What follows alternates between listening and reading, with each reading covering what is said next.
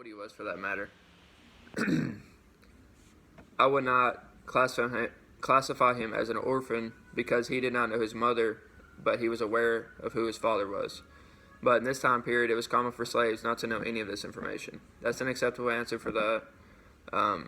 They really have to connect the dots between the text to find the actual answer and engage their background knowledge a bit as they did and said in this time period it was common for slaves not to even know this information.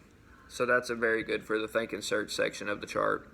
And the last section of the chart is on my own. So the answer is not in the text at all.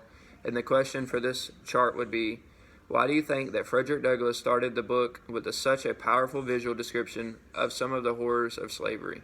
So it really questions why the author is doing what he's doing, and it also solidifies him as a historical minority author of history, period, because that's what our goal is, to introduce some of the diversity of authors there is out there, and this is a great first author I selected.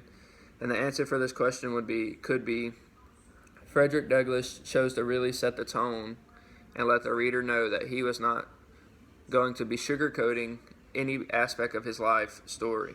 He wanted to establish his reasoning for writing this and really show how bad slavery was in this time.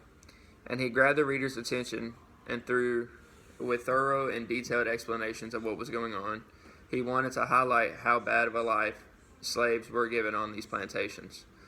So it really, it isn't yet because it's only the first through third chapter of the book, but it really is going to show how humble beginnings and how crazy of a beginning life he actually had. And then it's going to move on to show how he eventually overcame slavery and really became an advocate against slavery in his time period and was like one of the only slaves that can read and write.